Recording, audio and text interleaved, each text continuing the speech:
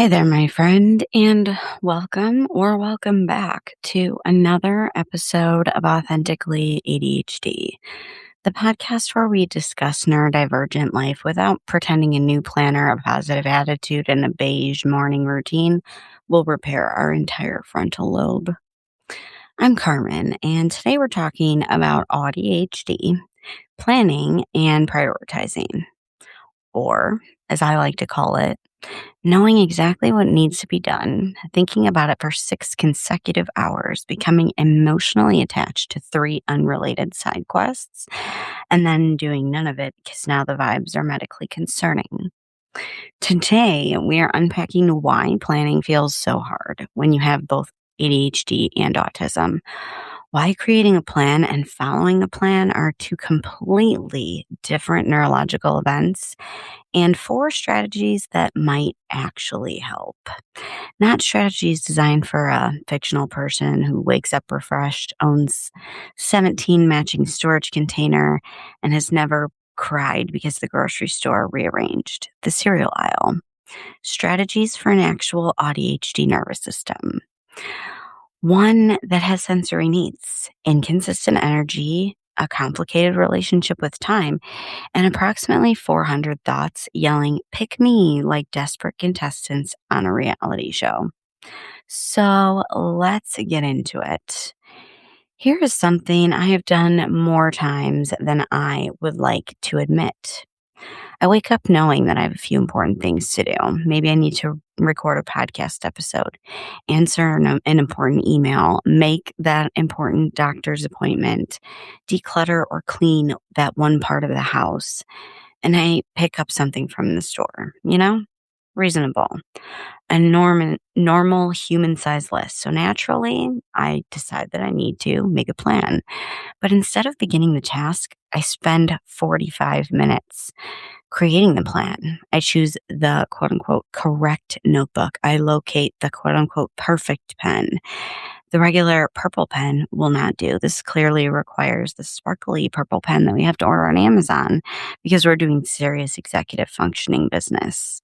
So I get the pen, I get the notebook, and I write everything down, and then I rewrite it because the spacing felt aggressive. And then I divide everything into categories: work, home, appointments, errands, things that I should have done 3 weeks ago, but have been hoping would quietly resolve themselves through divine intervention.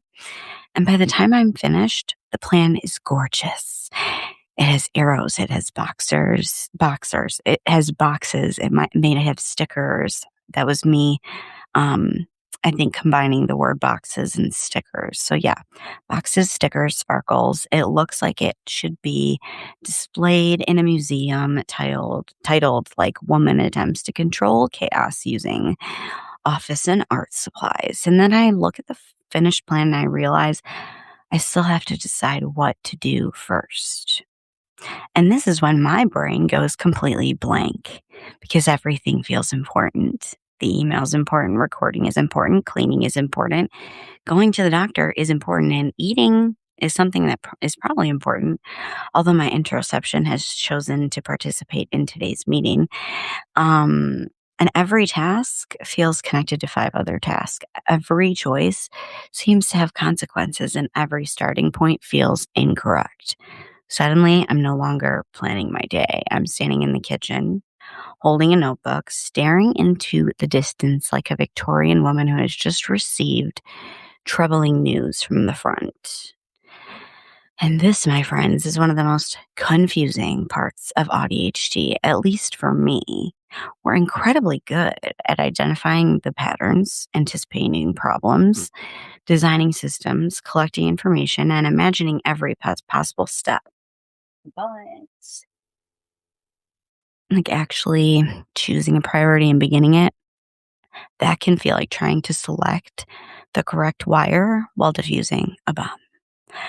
Except the bomb is laundry and none of the wires match because someone put clean towels in the basket with the dirty clothes and civilization has collapsed. So let's talk about it. What's the connection and what's the disconnect? Planning and prioritizing are often treated like one simple skill. You'll hear people say things like just decide what's more important, break it into steps, use a planner, make a schedule. Thank you. Karen, I had never considered the revolutionary concept of writing things down. Unfortunately, writing call a doctor on a piece of paper does not automatically create the ability to choose when to call, prepare what to say, find the phone number, tolerate being on hold, transition away from what I'm currently doing, and cope with the possibility that someone might ask me an unexpected question. The phrase call the doctor is not one line on a list. Neurologically, it might be 17 separate tasks wearing a trench coat. Okay? Planning requires us to imagine future outcomes and hold several pieces of information in our mind, organize steps in the correct order, estimate how long those steps will take, notice possible barriers, and adjust when something changes. And then prioritizing adds a whole nother layer. We have to compare the tasks and decide which one matters most based on urgency, consequences, energy, time, values, and what other people need from us. Executive functions are the cognitive processes that help us hold that information in our mind, resist distractions, shift between tasks, organize behavior, and work toward a future goal. And research consistently finds that many people with ADHD experience difficulties in areas like this, such as working memory, inhibition, planning, organization, and sustained goal-directed behavior. Although ADHD does not produce one identical executive function profile in all people, that's what it is, okay? And autistic people can also experience executive functioning differences, particularly around planning, flexibility, transitions, and adapting to changed demands. Reviews emphasize that autistic adults have a mixture flavor of executive function challenges and strengths with enormous variation between individuals. So, like when you meet with someone who has ADHD, or you meet someone who has autism, or you meet someone who has AuDHD, you've only met one person who is just neurodivergent, okay? And when someone is both autistic and ADHD, all of these needs interact. And sometimes they interact like two coworkers who are assigned to do the same project but have blocked each other on Slack, okay? The ADHD part of the brain is craving like interest, novelty, immediacy, movement, a reward that exists sometime before the collapse of modern society. And the autistic part may need predictability, clarity, enough information, a consistent sequence, and time to mentally prepare. One says, let's do something new. And the other says, absolutely, please provide the complete itinerary, parking information, sensory forecasts, expected social demands, menu, dress code, and legally binding assurance that nobody will change the plan. ADHD may make it difficult to construct and maintain the structure, and autism may make functioning without structure feel deeply uncomfortable. ADHD may choose a new system because the old one stopped feeling interesting, and autism may become attached to the old system because it feels known, familiar, and safe. ADHD says, I'm bored with this routine, and autism says, but changing the routine will kill us. And you, the exhausted owner of this shared neurological apartment, are standing between them, holding a planner neither one intends to use. Research comparing autism, ADHD, and co-occurring presentations find overlapping difficulties across attention, working memory, processing speed, planning, and cognitive flexibility. However, AuDHD is not simply double executive dysfunction. And the exact pattern varies literally, dramatically from person to person. And that variation matters because some AuDHD people can plan complex work projects but can't plan dinner. Some can organize an entire community event but forget to renew their license plate. Some can create a detailed schedule but cannot transition between the scheduled activities. Some can prioritize perfectly during an emergency, but struggle to choose between taking a shower and answering a text on an ordinary Tuesday. Competence in one setting does not prove that a task is easy in every setting. Capacity is not transferable like store credit. It's just not. So let's talk about the brain and body piece, because planning is a working memory workout. Imagine your working memory is a small mental whiteboard. To plan a task, you might need to hold several things on that whiteboard, right? Like what the goal is, what supplies you need, which step comes first, how much time you have, what else you need to do afterwards, whether another person is involved, what happened last time, and the fact that you need to switch the laundry before it begins developing voting rights. And for many ADHD brains, information does not always reliably stay available on that whiteboard. It may disappear when attention shifts. A new thought enters, something else gets erased. And suddenly you're organizing a drawer, even though you originally walked into the room to locate your phone charger. It's not that you consciously decided that the drawer was more important. The drawer became neurologically available. It was visible, it was immediate, and it offered a clear action and end time. The charger mission was abstract, temporarily out of sight, and therefore apparently handed over to the same mysterious department that manages missing socks and childhood memories. Prioritizing is a whole different monster. It requires comparing invisible futures. To prioritize, your brain has to be able to compare future consequences, right? So answering an email might prevent a problem that is tomorrow. Doing the laundry might mean having clean clothes later. Making the appointment protects your health next month. Submitting the paperwork could prevent a fee in 2 weeks. But those rewards and consequences are delayed. They are not happening right now.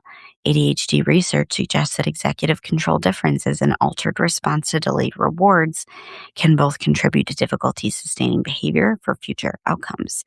In plain language, a task may be extremely important without generating enough immediate activation to help the brain start. This is why important does not always feel motivating. Urgency feels motivating. Novelty, interest, a visible consequence. Those things feel motivating. Someone announcing we're leaving in 17 minutes may suddenly activate abilities that were unavailable during the previous 4 hours.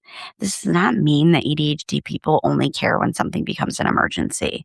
It means that the emergency finally made the task neurologically loud enough. Our executive function department may ignore 17 polite emails, but it will respond immediately when someone pulls the fire alarm. Don't worry. Then there's the part that involves time, because planning is also dependent on estimating time. How long will my shower take? How long does it take to leave the house? How much can I realistically finish before the appointment? Do I have enough time to start this? And for many people with ADHD, time estimation can be inconsistent and heavily affected by attention and working memory demands. Research with adults has found greater variability in time estimation, especially when attention is divided or working memory load increases.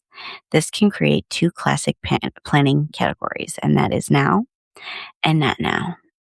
An appointment at 4:30 p.m. is technically not now, but it's also large enough to consume the emotional landscape of the entire day. You cannot begin anything at 10 o'clock because eventually you need to get ready. You cannot relax because there's an appointment. You cannot start a longer task because you might lose track of time, and you're trapped in waiting mode where the appointment is not happening, but it has still taken your nervous system hostage. Then let's talk about where the body gets a vote, because planning is often presented as a purely cognitive activity, but your body is actually involved too. When you're overstimulated, hungry, underslept, anxious, emotionally flooded, physically uncomfortable, or recovering from too much social demand, your access to executive functions may shrink. Stress can make concentration and decision-making harder. While research in both autism and ADHD continues to connect executive functioning with emotional regulation. Honestly, I really think emotional regulation should be one of the descriptors in ADHD and in autism in the DSM-5, but, I don't have any say over what goes in that. Let's get back to what we were talking about. So, this is why a plan that looked completely reasonable last night may feel impossible the next morning. Your goals didn't change, your available nervous system resources did. Okay? We tend to interpret this as a moral failure.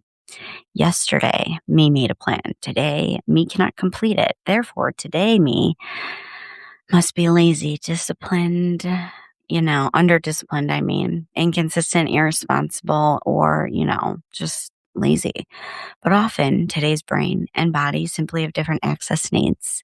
You cannot shame a nervous system into producing energy it does not currently have.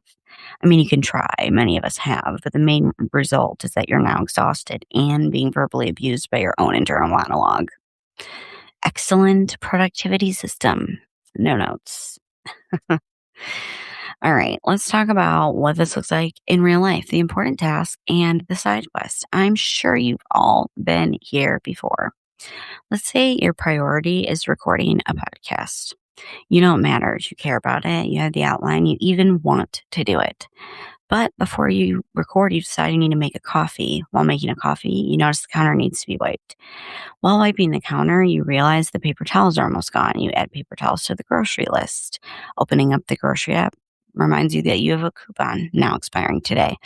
Now you're comparing laundry detergent prices. Then you notice a notification. Now you are replying to a comment. The comment gives you an idea for a future episode. You open your notes app and you cannot find the correct notes. You decide to reorganize your content folders. And 90 minutes later, the podcast has not been recorded, but you have a color coded folder called Podcast Ideas Current. Use this one, final, number 2. This is not necessarily a failure to understand your priority. The problem is that each side quest produced a more immediate cue than the original goal. The counter was visible. The coupon had urgency. The notification created novelty.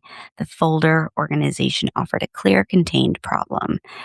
Recording required transition, setup, sustained attention, emotional presence, and tolerating the possibility that the first take might not be perfect. Your brain did not choose what mattered most. It just followed what was the loudest. Example number 2, the appointment that ate the day. You have a medical appointment at 4:30 p.m. You wake up at 7. Technically, you have most of the day available. Emotionally, your day has been canceled. You think about walking. You consider starting work. You could clean, but then you might get sweaty and need another shower. What if you become too hyper-focused? You need to eat, but you are not sure when because the appointment may run late.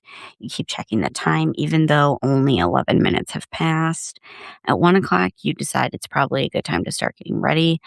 By 2:30, you're ready, and now you have 2.5 hours to sit fully dressed, unable to begin anything, feeling increasingly irritated by the existence of actual clocks. From the outside, it might look like poor planning, but internally, your brain is just trying to prevent a transition failure. It knows that time can disappear. It knows that unexpected delays happen, and it knows that switching tasks can be really, really hard. So it protects the appointment by refusing to fully engage with anything else. The appointment becomes the day's primary operating system.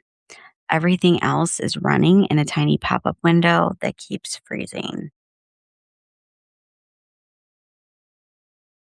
So let's talk about tips that actually work. These are not magical cures, by the way. They're just not, okay? You are going to hear tip number 3 and suddenly become the regional manager of time. And the goal is not to eliminate executive dysfunction, okay? The goal is to reduce how many invisible decisions your brain needs to make. So let's get into it. But I just real quick, so there's a caveat here.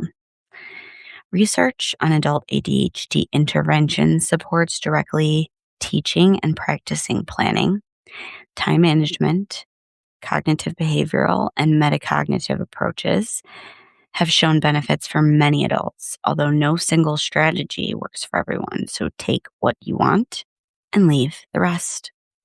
Tip number 1, choose 3 different types of priorities, okay? A giant list does not tell your brain what to do. All right. It simply presents every unresolved obligation at once and asks your nervous system to host a panic themed conference. Instead, choose 3 roles for your day. 1 anchor task. This is the task that matters most. Not the task that you think a good adult would choose, but the task with the clearest consequence, like deadline or connection to your actual values. So, like examples would be attend appointment, submit paperwork, make a phone call, record podcast. Then have 1 maintenance task. This keeps life from becoming more actively difficult. Okay. Examples: eat lunch, start one load of laundry, take meds, put gas in the car. Maintenance tasks count. Keeping your body alive and your environment minimally functional is not a cute little bonus activity you earn after being productive. It's the infrastructure. Then there's the bonus task, and this one is optional. It's truly optional, not optional because I will call myself worthless if I skip it, but optional as in optional.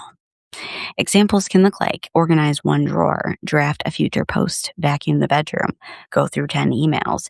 Your day now has one anchor, one maintenance task, and possibly one bonus task.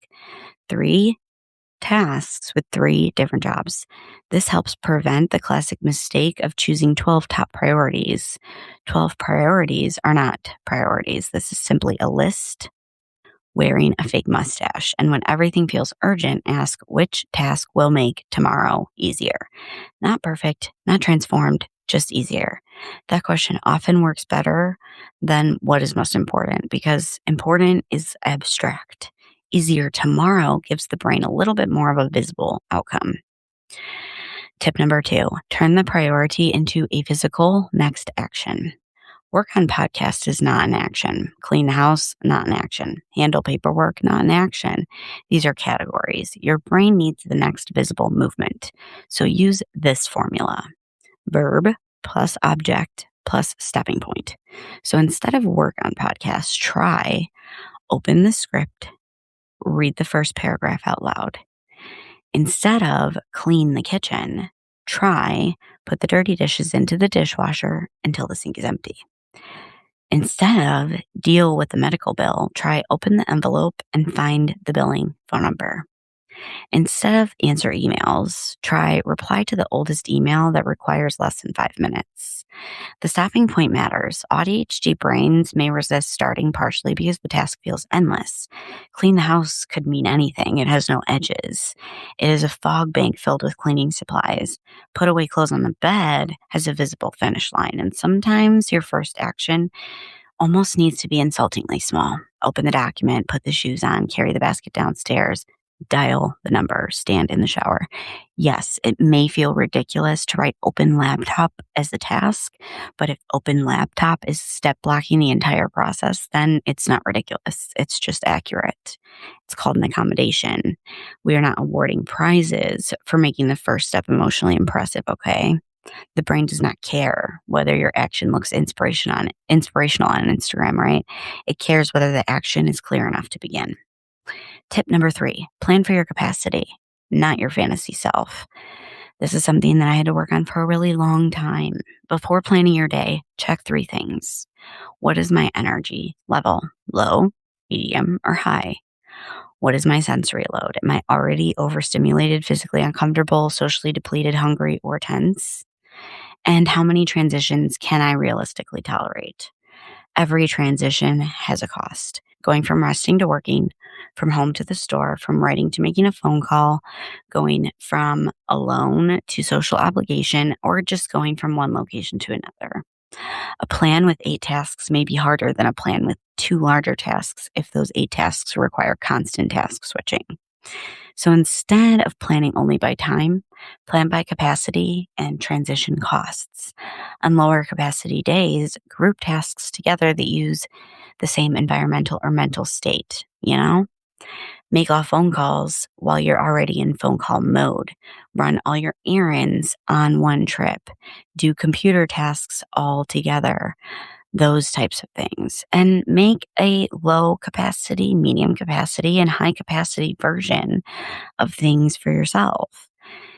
A plan that only works when you're rested, emotionally regulated, physically comfortable, fully medicated, perfectly fed, uninterrupted, and blessed by the executive functioning gods is not a plan. It's fiction. It's fantasy, and we need to stop it. Tip number 4, last but not least, put time and memory outside of your body. Externalize it. You do not need to become better at mentally holding everything. You need fewer things living exclusively inside of your head. External supports are not cheating, okay? Just like the glasses that I wear are not cheating for eyesight. A visual timer is not cheating for time perception. And a written checklist is not cheating for working memory, okay? It's accessibility organizational skills interventions for ADHD commonly teach external systems for managing time, tasks, and materials. Visual supports can also increase predictability and reduce uncertainty for the AuDHD brain, although the best format depends on the actual individual. Try giving reminders an actual action. So instead of naming the reminder appointment, put stop, put shoes on, and leave for appointment. Instead of podcast, right? Fill water, silence phone, sit at microphone. Use time markers to mark transitions, not just deadlines. One timer can mean 10 minutes till I need to stop, and a second timer means stop now and begin the transition. Because sometimes when we hear the first alarm, acknowledge that it's meaningful, turn it off, and continue doing what we're doing. You can also create a repeated launch sequence: bathroom, drink, headphones, timer, begin, first tiny step. Using the same sequence reduces how many decisions are required to start. So you're technically teaching your brain, when these 4 things happen, we launch. And when possible, borrow another person's nervous system. Work beside them. Stay on the phone while beginning or doing a task. Send a message saying, I'm starting now and I'm going to let you know when I finish. Use a co-working session. The research base specifically examining body doubling is still developing, so it should not be advertised as guaranteed clinical intervention. Many neurodivergent adults report that another person's presence creates accountability, structure, or even just enough stimulation to begin. So let's do some closing thoughts here, because here's what I want you to remember. Difficulty planning does not mean you don't care about your future, and difficulty prioritizing doesn't mean you're irresponsible. Needing external support does not mean you're childish, and inconsistent performance does not mean that your successes are fake. You're trying to perform a complicated sequence of cognitive tasks using a nervous system that might be struggling. Of course, planning is hard. You're not selecting a task from a tidy list, okay? You're negotiating between urgency, interest, obligation, sensory capacity, anxiety, perfectionism, energy, and a brain that occasionally treats wiping down the refrigerator shelves as a matter of national security. So the answer is not to become harder on yourself, because you've probably tried that.